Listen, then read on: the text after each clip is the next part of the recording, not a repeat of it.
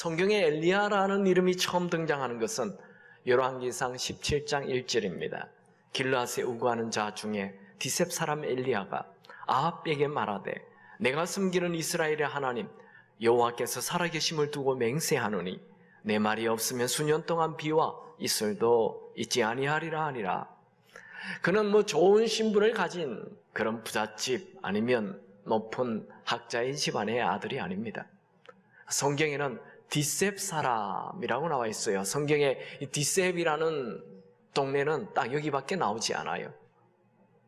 아주 숨겨진 조그만 산골이에요. 여러분, 하나님이 쓰시는 사람은 좋은 신분, 또 뛰어난 자격을 가진 자가 아닙니다. 하나님이 지금 살아계심을 믿는 사람. 엘리야는 나의 하나님은 여호와께서 살아계신다, 그렇게 말하고 있죠. 여러분, 여러분의 하나님, 지금 살아계신 하나님을 믿으시기 바랍니다. 엘리야는 어느 날 하나님의 음성을 듣고 그 당시 북이스라엘 왕 아합 왕이 살고 있는 사마리아 성을 찾아갑니다. 앞으로 비와 이슬이 내리지 않을 것이다, 왕에게 얘기했어요. 굉장히 위험한 일이에요. 엘리야는 우상 숭배가 심한 이 궁전에 들어가서 아합 왕에게 하나님의 저주로 너희들 비와 이슬이 내리지 않는다, 그렇게 말을 했어요.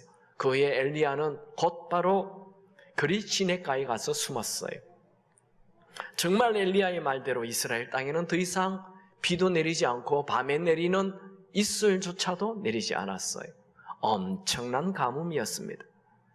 엘리야는 그리 시내가에 가서 까마귀가 가져다 주는 음식을 먹고 살았고, 그리 시내가의 물조차 완전히 마르게 되자 하나님께서 사르밧 과부에게 가라, 그리하면 너에게 먹을 걸 줄 것이다 해서 사르밧 과부를 찾아갔습니다.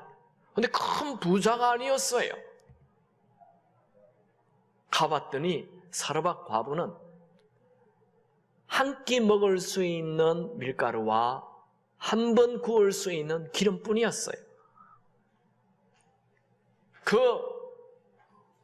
밀가루와 기름으로 빵을 구워서 나에게 달라, 엘리야에게 달라, 그렇게 얘기하니 이 과부가 말이 안 되잖아요. 이 마지막 음식을 선지자가 달라고 그러니, 그래도 하나님의 사람이 달라 하니 그냥 구워서 줘요. 그랬더니 무슨 일이 일어납니까? 분명히 빵을 구워서 선지자를 대접했는데 가루와 밀가루와 기름이 그대로 있는 거예요. 또 음식을 만드는데 또 그대로 밀가루와 기름이 있어요. 그게 3년 동안 계속됩니다. 기적이죠. 매일 기적이 일어났던 거예요. 이렇게 3년 6개월이 지난 후에 하나님은 다시 엘리야에게 아합 왕에게 가서 큰 비가 내릴 것이라 말하라 하죠. 열왕기상 18장 1절에 많은 날이 지나고 제3년에 여호와의 말씀이 엘리야에게 임하여 이르시되 너는 가서 아합에게 보이라, 내가 비를 지면에 내리리라. 이스라엘 사람들에게 비라고 얘기하면 이게 바로 축복이라는 단어와 바로 연결이 돼요. 그것은 비가 소중한, 가뭄이 많고 건조한 기후를 가진 나라죠. 그래서 비하면 그들이 얼마나 좋아하는지 몰라요. 그런데 3년 반 동안 내리지 않던 그들에게 비가 내린다? 자다가도 벌떡 일어나서 춤출 수 있는 사건이에요. 엘리야는 너무 신이 나서 이제 이 하나님의 얘기를 듣고 아합 왕에게 찾아가요. 아합 왕은 엘리야를 보자마자 죽이려고 했어요. 엘리야가 얘기한 그날로부터 비가 안 왔으니까, 그게 3년이나 되었으니 3년 6개월이 되었어요. 그걸 어떻게 얘기합니까? 열왕기상 18장 17절 엘리야를 볼 때 아합이 그에게 이르되 이스라엘을 괴롭게 하는 자여 너냐?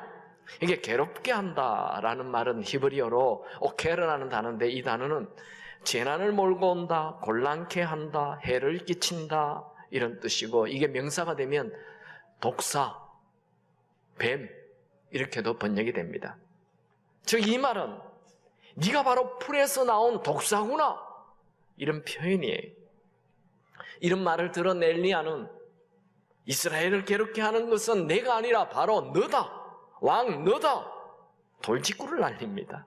18장 18절을 같이 읽을까요? 시작. 그가 대답하되 내가 이스라엘을 괴롭게 한 것이 아니라 당신과 당신의 아버지 집이 괴롭게 하였으니 이는 여호와의 명령을 버렸고 당신이 바알들을 따랐음이라. 아합 왕은 이스라엘 땅에 기근과 가뭄과 이런 것들이 온 이유가 바로 자기가 우상 숭배했기 때문이라는 것을 몰랐어요. 어찌 이리도 모를까요?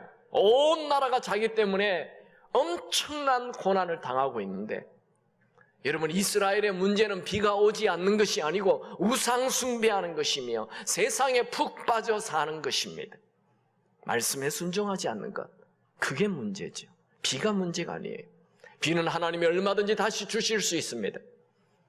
엘리야는 아합 왕에게 공개적으로 영적 전투를 신청합니다. 그게 19절이지요. 열왕기상 18장 19절 같이 읽죠. 그런즉 사람을 보내 온 이스라엘과 이세벨의 상에서 먹는 바알의 선지자 450명과 아세라의 선지자 400명을 갈멜산으로 모아 내게로 나오게 하소서. 이런 영적 결투의 소식이 순식간에 온 나라에 다 퍼집니다. 비가 오지 않아 기근으로 물을 애타게 기다리던 백성들은 갈멜산으로 몰려왔습니다. 영적 전투를 하기 전에 엘리야는 이 전투를 구경하려고 몰려온 백성들에게 담대하게 외칩니다.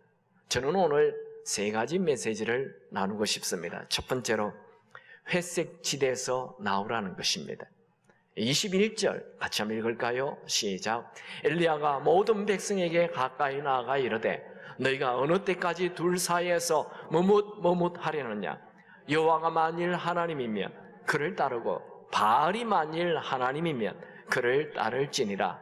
하나 백성이 한 말 한마디도 대답하지 아니하는지라. 엘리야는 비가 오지 않았어. 혹시 엘리야가 말하면 다시 비가 올까 하고 몰려든 그 백성들에게 하나님과 바알 사이에 머뭇하느냐, 하나님이든 바알이든 하나를 선택하라, 이렇게 말하였어요. 그러나 백성들은 아무도 네 그렇게 하겠습니다 하며 대답하지 않아요. 아무도 대답하지 않았어요. 여러분, 바알 신이 뭐예요? 풍요의 신이에요. 아세라 신이 뭡니까? 쾌락의 신이에요. 우리는 눈에 보이는 이 세상의 풍요와 이 세상의 쾌락을 놓지 않겠습니다. 눈에 보이지 않는 하나님보다 눈에 보이는 이 풍요와 쾌락이 더 낫습니다. 그렇게 말하는 거죠. 오늘날 교회에도 이 세상의 풍요와 이 세상의 쾌락과 그리고 하나님 사이에 머뭇하는 기독교인들이 많습니다. 세상도 아니고 그렇다고 하나님도 아닌 이 두 사이에 양다리를 다 걸치고 있는 그런 그리스도인들이 대부분이지요. 여러분, 둘 중에 하나를 선택하십시오. 그냥 세상에 빠져 살든지 아니면 하나님을 붙들고 살든지 이 둘 중에 하나를 선택하시기 바랍니다. 그런데 아무도 대답하지 않아요. 그냥 관망해요. 세상도 좋고 하나님도 좋고 그렇게 우리는 적당히 그냥 교회도 다니고 세상 사람들이 하는 대로도 따라하는 좋은, that's good idea. 야, 그 좋은 아이디어인데 하며 따라가지 마시고 갓 아이디어, 하나님의 아이디어, 하나님 말씀, 하나님이 원하는 대로 사는 자가 되시기 바랍니다. 요즘 여러분들은 하나님 눈에 쏙 드는 자로 살고 있습니까? 아니면 적당히 세상과 타협하며 살고 있습니까? 우린 둘 중에 하나를 선택해야 합니다. 이 신앙의 회색 지대에서 빠져나와야 됩니다. 여러분이 여러분을 아시잖아요. 나는 예수 믿는 자인가? 아니면 세상 사람입니까? 아니면 그 가운데 회색 지대에 있는가? 아시잖아요. 달라져야 합니다. 우리는 세상 사람과 확연하게 달라져야 합니다. 영적 미지근한 상태에서 빠져나와야 합니다. 예수님은 라오디게아 교회에게 영적 미지근함을 책망하시죠. 계시록 3장 12, 15절 내가 너의 행위를 아노니 너는 차지도 아니하고 뜨겁지도 아니하는도다. 네가 차든지 뜨겁든지 하기를 원하노라. 여러분, 말로만 예수를 믿는다고 하지 마십시오. 디도스 1장 16절에 그들이 말로는 하나님을 시인하나 행위로는 부인하니 가증한 자요 복종하지 아니하는 자요 모든 선한 일을 버리는 자니라. 여러분, 우리가 진짜 변하기를 원한다면 회색 지대에서 빠져나와야 하는 거예요. 두 번째, 우리가 변하기를 원한다면 무너진 예배를 세워야 합니다. 엘리야는 두 마리의 송아지를 가져오라고 하고 하나는 바알신과 아세라신을 섬기는 그들에게 주어서 너희들이 기도해서 하늘에 불이 내려오는가, 또 한 마리는 나에게 내가 기도해서 불이 내려오는가, 우리 시합을 하자, 그렇게 합니다. 먼저 너희들 숫자가 많으니 너희들 먼저부터 해보라, 그렇게 하죠. 그들은 제단 위에 이제 장작을 놓고 그 위에 송아지를 놓았어요. 그리고 주문을 합니다. 아침 9시부터 정오까지 계속 그들이 주문을 외웠지만 아무 일이 일어나지 않아요. 오후부터 또 다시 그들은 더 큰 소리로 자기 몸을 막 자해하면서 그렇게 주문을 외우고 기도를 하지만 아무 일이 일어나지 않습니다. 이제 엘리야의 차례가 되었습니다. 마침내 엘리야가 무대의 중앙에 등장한 것입니다. 그는 먼저 무너진 제단을 수축합니다. 열왕기상 18장 30절 다 같이 읽습니다. 엘리야가 모든 백성을 향하여 이르되 내게로 가까이 오라. 백성이 다 그에게 가까이 가매 그가 무너진 여호와의 제단을 수축하되, 그는 이스라엘의 12지파를 상징하는 12개의 돌을 쌓고 무너진 여호와의 제단을 쌓았습니다. 그리고 장작을 놓고 그 위에 송아지를 놓죠. 그리고 두세아 정도 되는 도랑을 제단 주위에 삥 둘러 팠습니다. 이 두세아는 약 15리터 정도 돼요. 그 다음 장작 위에 물을 3번이나 흠뻑 부었습니다. 지금 물이 없잖아요. 3년 반. 그런데 이 물은 어디서 나온 거예요? 여러분들이 갈멜산에 가보면 갈멜산 밑에 지중해 바다가 있어요. 바닷물이에요. 짠물을 그곳에 흠뻑 부은 거예요. 왜 나무에 물을 부었습니까? 이 나무에 물을 붓는다는 것은 그냥 태양빛이 너무 뜨거워가지고 어쩌다가 불이 붙는 게 아니라는 거예요. 이건 분명 위로부터 부어지는 하나님의 능력이 아니고서는 절대로 불을 붙일 수 없다라는 걸 보여주는 거죠. 그는 하늘에서 불이 내려올 것을 믿었어요. 물이 얼마나 가득한지 제단 옆에 삥 둘러 파놓은 그 도랑에도 물이 흥건하였어요.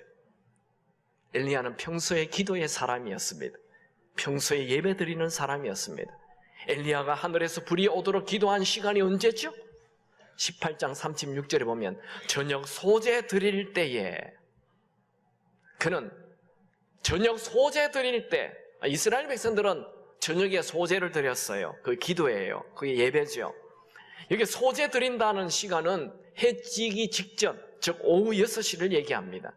경건한 유대인들은 언제나 이 시간에 늘 예배를 드립니다. 지금도 그렇습니다. 엘리야는 예배 드리는 습관이 있었어요. 여러분 인생에 놀라운 변화를 원하십니까? 큰 은혜가 부어지기를 원하십니까? 하나님의 능력을 경험하기를 원하십니까? 그렇다면 규칙적인 예배가 있기 바랍니다. 하나님은 지금도 하나님께 신령과 진정으로 예배 드리는 자를 찾고 계십니다. 예배가 살아있는 사람, 그 사람은 영과 혼과 육이 다 살아납니다. 예배가 죽어있는 사람, 모든 게 다 죽습니다. 삶이 시들시들해집니다. 사람은 영적인 존재예요. 우리는 무엇보다도 예배가 살아야 하는 거예요. 여러분, 무너진 제단을 다시 세우시기 바랍니다. 아침에 일어나자마자 하나님을 찾으시기 바랍니다. 예배에 목숨을 거십시오. 주일 예배를 경건하게 드리십시오. 예배가 여러분의 삶의 중심이 되게 하십시오. 돈이 여러분의 삶의 중심이 되게 하지 말고 예배가 여러분의 삶의 중심이 되기 바랍니다. 그냥 습관적인 예배가 아니라 불이 내려오는 예배, 은혜가 부어지는 예배, 하나님을 만나는 예배가 되십시오. 엘리야는 이제 기도하기 시작합니다. 그는 불이 내려와 이 백성들이 하나님을 알게 하옵소서, 그렇게 기도합니다.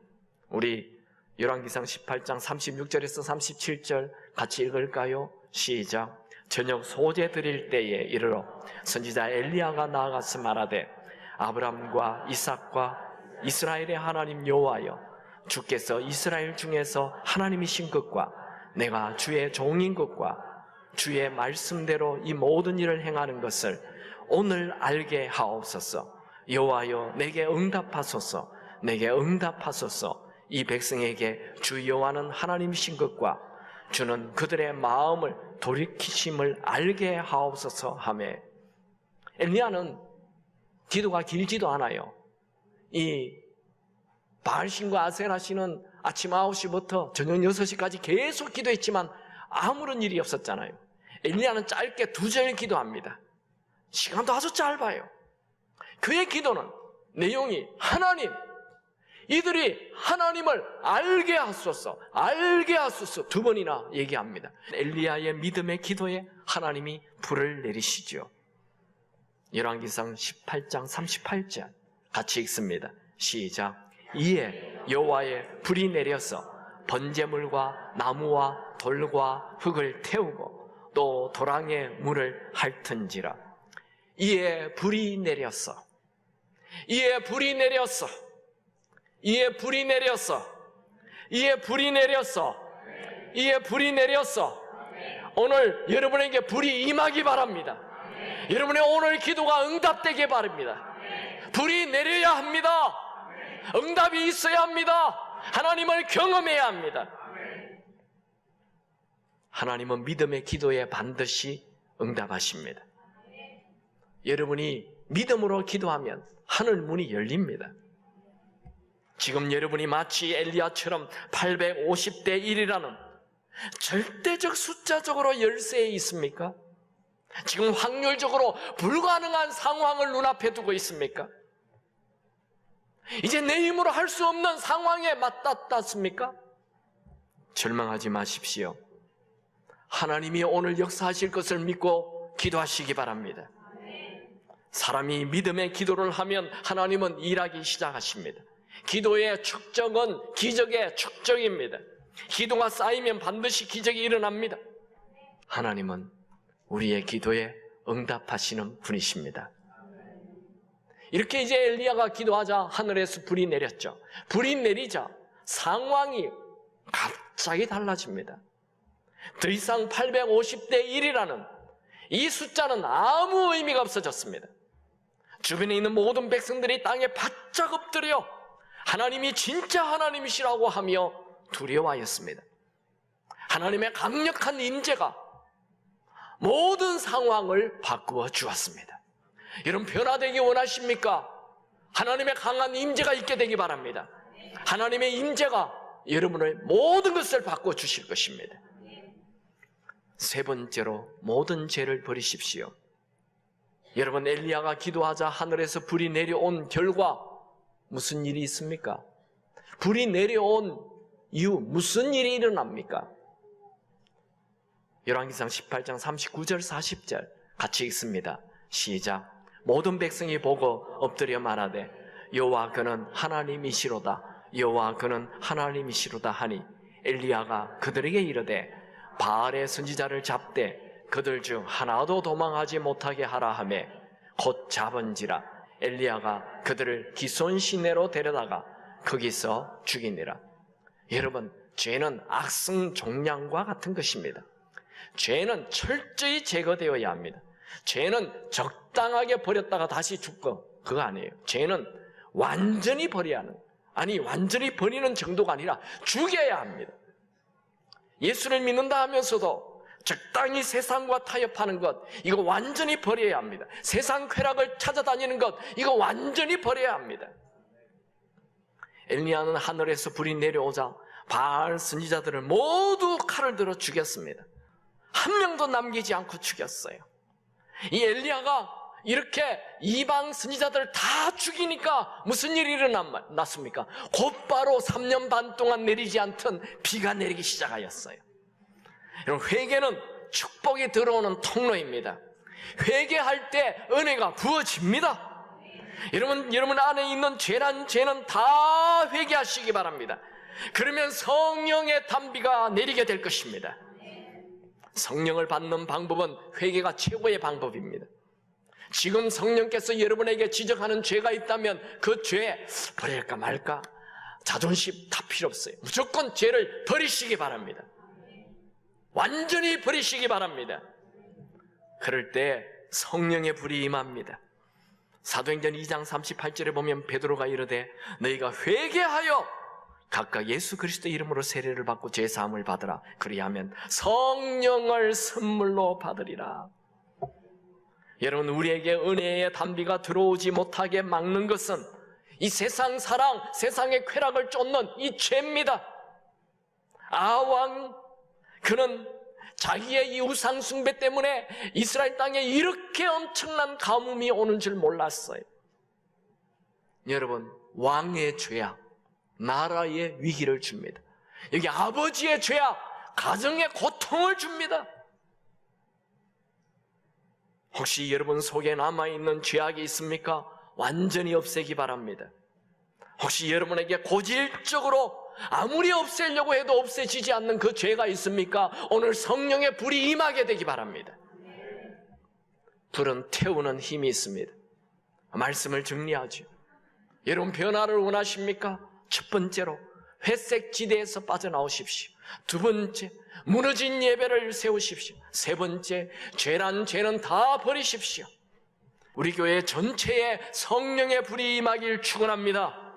사도행전 2장의 오순절 다락방에 내린 불은 무능을 태우고 능력의 사람이 되게 하였습니다. 오순절 다락방에 내린 성령의 불은 초라함을 불태우고 열정의 사람이 되게 하였습니다.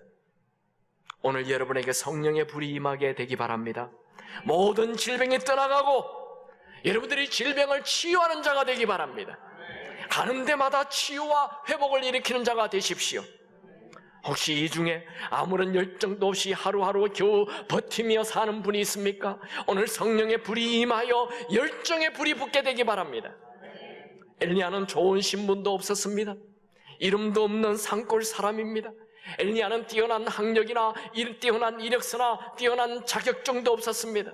그는 단순히 하나님이 말씀하며 무조건 순종하는 순종의 사람이었어요. 하나님은 오늘도 엘리야처럼 그냥 말씀에 단순히 순종하며 사는 사람을 찾고 계십니다. 여러분, 성경을 읽기만 하지 말고 성경 말씀 듣기만 하지 마시고 성경 말씀대로 사시기 바랍니다. 갈멜산에서 하늘에 불이 내려오는 것은 엘리야의 믿음이에요. 그 주위에 있는 많은 백성들은 하늘에서 불이 내려오는 것을 구경만 하였어요. 여러분, 성령의 불이 임하는 것을 구경만 하는 자가 되지 마시고 여러분에게 성령의 불이 내려오게 되기 바랍니다. 오늘 신앙의 냉랭함이라는 질병을 청산하십시오. 갈멜산, 갈멜이라는 뜻은 비옥하다라는 뜻입니다. 이 갈멜산, 이 비옥한 산에 우상 숭배를 하고 그냥 세상에 푹 빠져있던 이들, 거기서 성령의 불이 임하니까 정말 다시 비옥한 땅으로 회복되었습니다. 여러분이 이 땅에 올 때 하나님은 여러분을 쓰실 계획을 가지고 있었어요. 우리가 세상에 빠질 때 하나님은 여러분을 버립니다. 그러나 여러분들은 다시 성령의 불을 받고 다시 비옥한 사람, 하나님의 원래 계획된 사람이 되시기 바랍니다. 불이 임하면 모든 상황이 달라집니다. 성령의 불은 오늘도 임합니다. 저는 어제 70살에 은퇴하신 목사님이 쓴 글을 보았습니다. I am now the Lord. 나는 주님의 것입니다. I am putting everything to your will. 나의 모든 것을 기꺼이 주님 뜻에 맡기겠습니다. 여러분들도 그렇게 고백하십시오. 나는 이제 주님의 것입니다. 나의 모든 것을 기꺼이 주님 뜻에 맡기겠습니다. 나는 죽고 내 안에 예수가 사는 삶을 살겠습니다. 오늘 여러분이 죽게 되기 바랍니다. 성령의 불이 임하여 나라는 이 이기심, 이건 불태워지고 내 안에 주님이 사셔야 합니다. 여러분, 이렇게 성령의 불은 엘리야 시대 구약에 내려나고 또 신약 사도행전 2장에 성령 마가의 다락방에 성령의 불이 임하고 오늘날에도 성령의 불은 임하고 있습니다. 여러분, 성령의 불을 사모하시기 바랍니다. 오늘 이 시간에 저는 성령의 불이 임하기를 원합니다. 우리 같이 한번 기도할까요? 하나님, 나는 예수를 믿는다고 말은 하지만 세상에 푹 빠져 있는 아무런 능력이 없는 그리스도인입니다. 성령 하나님, 세상에 지치고 깨어진 나를 새롭게 하여 주옵소서. 성령 하나님, 오늘 성령의 불로 나를 태워 주옵소서. 내 안에 있는 더럽고 추한 죄악을 불태워 주옵소서. 내 안에 있는 이 세상 사랑을 불태워 주옵소서. 성령의 불로 시들은 나를 살려 주옵소서. 성령 하나님, 매주 예배를 드리지만 내 안엔 불이 없습니다. 오늘 불이 임하게 하소서. 불을 내려 주소서. 내게 불을 붙여 주옵소서. 성령의 불을 내려 주옵소서. 내 모든 무능이 떠나가게 하시고, 내 모든 우울이 떠나가게 하시고, 내 모든 무력함이 떠나가게 하옵소서. 오늘 성령의 불이 임하게 하옵소서. 우리 한번 주여 외치고 다 같이 기도하겠습니다. 주여!